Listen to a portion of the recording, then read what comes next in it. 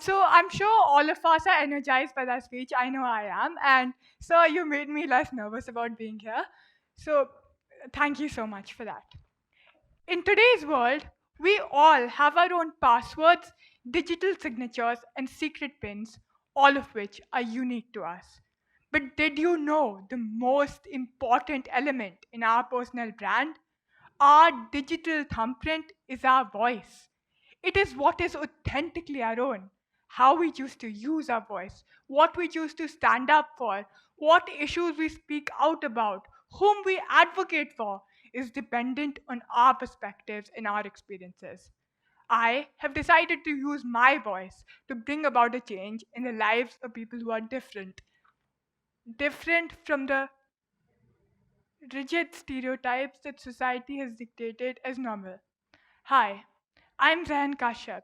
I'm 16 years old and I study in grade 11 at Vasant Valley School, New Delhi. Like I'm sure all of you relate, apart from being buried in academic work, I enjoy reading books, listening to Taylor Swift, and scribbling my thoughts down in what I call poetry. It was at one such poetry writing competition that I wrote a poem called Crooked Lines. We were given this topic and I was grappling with what to write, and I discovered how something as simple as the topic of crooked lines had an enlightening and deeper meaning. As I contextualized it in terms of what it meant to me, I realized that through generations of conditioning, we as a society have arrived at a rampantly prevalent definition of what is normal and what is crooked. However, in doing so, we ignore the power that differentness bestows upon us. That poem changed my perspective and outlook towards life. Allow me to share it with you here today. Crooked lines. One day, I thought of crooked lines and what they mean to me. You see them all around in life. Just look around and see. To me, crooked lines are perfect and mean that things are right. The beauty of their existence makes me squeal in true delight. Crooked lines, they are so smart, with a mind of their own. They go this way, they go that way, so brave and so alone. I feel they tell a story of how life should be lived actually. For perfection is overrated. It doesn't really exist in reality. Crooked lines are like brave people who do not hesitate. Every bend has a tale to tell that is unique and so great. They don't pretend to be curvy and neither to be straight. They embrace a little bit of both and so they end up great. Not at all embarrassed of what others of them might think. To the parts that make them up, they all have strong links. Crooked lines, they show us that having flaws is really okay, that we can truly be ourselves, no matter what people say. So let's try to be like crooked lines and deeply understand. By owning up our personal story, we can live a life so grand. So take it as a compliment if they say, a crooked line you are. Simply live up to your values, and in life, you will go very far.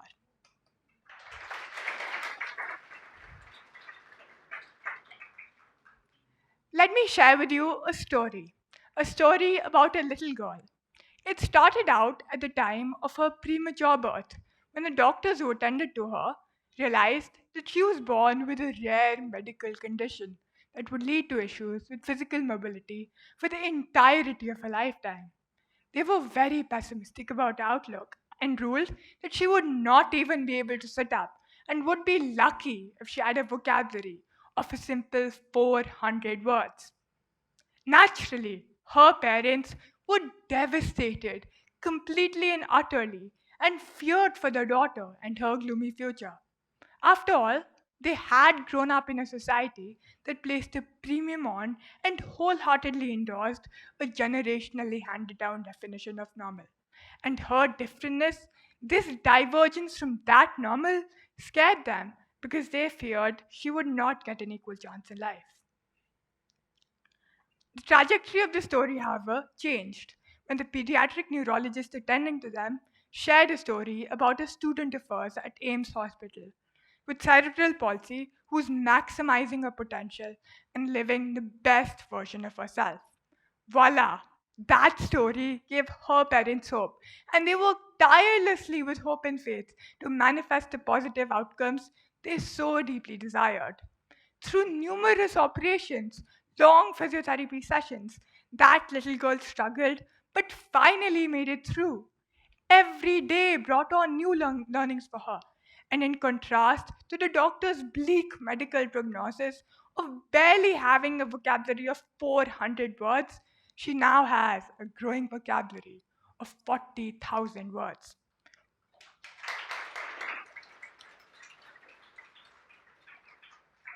Not only can she sit up, she can walk, play, and even climb stairs. The little girl whose story I just told you is me. I've come a long way from being the frail infant I once was in the neonatal intensive care unit. I've worked keenly at driving numerous programs around mental health, diversity, and differentness. And though I'm fairly shy and reserved, my experiences have caused me to become more perceptive. I learned to hear beyond just merely listening to what people said, and sometimes even heard what was left unsaid. I recognize that my superpower is empathy, and I've developed this from having walked for miles in my fellow students, albeit rather painful shoes.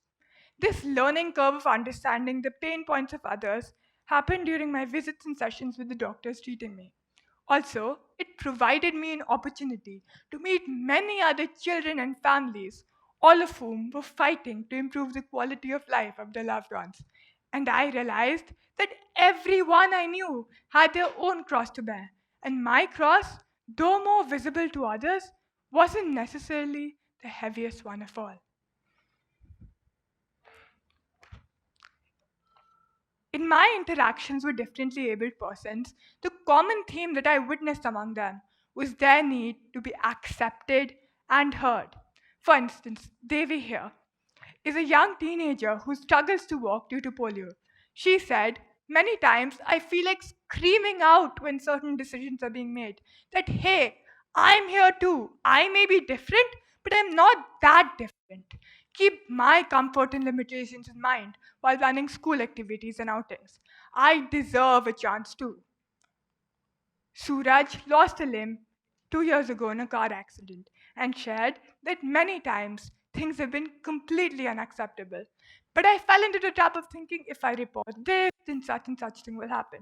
But when I kept quiet, nothing changed. And as soon as I started advocating for myself and others saw my point of view, things became a lot easier. Sneha, an 8-year-old blind girl, said, differentness is not something to be upset about. It is who I am. And when I speak up about that, I feel better about myself.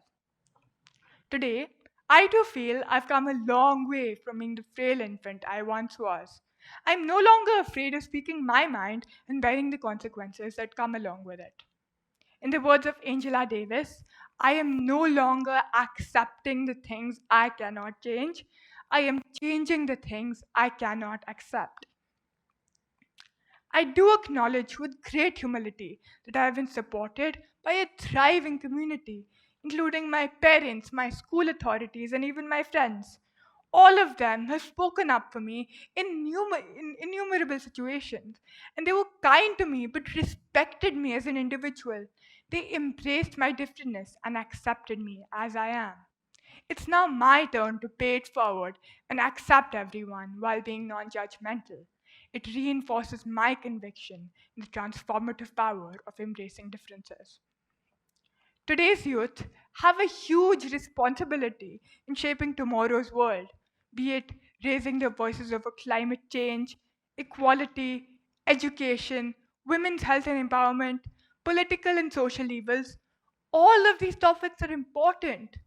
But while looking at big world issues, I would request all my fellow young members to consciously be aware of those around you whose lives are difficult because of the various kinds of disabilities they have and do something for them, especially the children who are usually laughed at, pitied, bullied, or even marginalized. Children and teenagers with disabilities, whether physical, autistic, or mental needs, often struggle to speak up for themselves or don't have the ability to do it. It's where you need to step in, watch them, understand them, listen to them, and also advocate for them, especially in terms of getting their rights and making needed legislative changes. I beseech and encourage the youth who are hearing me now, that is all of you, to consciously seek opportunities to destigmatize disability and differentness on various international and national forums. There are other types of differentness in society too. We wake up every single day to news of hatred and violence the world over. There seems to be diminished tolerance for people who are different from us in any way, shape, or form, whether they look different, work differently, pray differently, or even eat differently. It is to this end that I call upon my fellow youth to get up and stand up and not just accept differentness, but actually embrace it.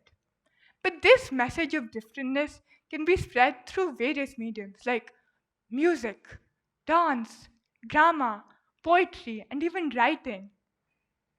But this change will only happen when every single one of us is willing to open our minds and, more importantly, open our hearts to opinions, perspectives, and voices that do not sound like the ones we breed and nurture in our heads.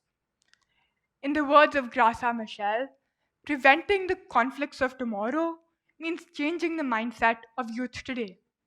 And it's not just a moral imperative, it's a strategic necessity for forging a radiant future. Youth voices aren't just a force, they're a revolution, challenging norms, shattering conventions, and sculpting alternative futures. But it's not enough to seek out the ideas. We must do more. It's time to applaud their efforts and impactful work.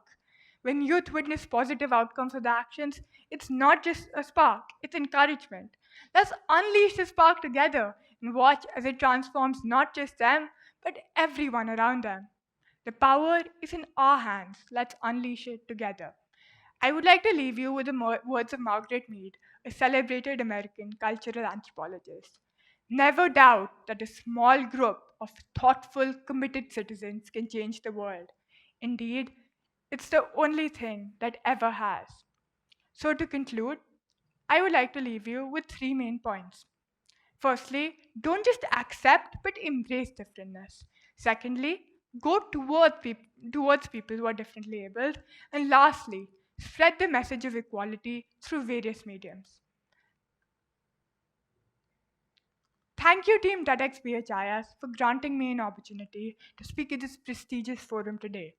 Together, let's start a revolution of wholehearted acceptance rather than mere tolerance.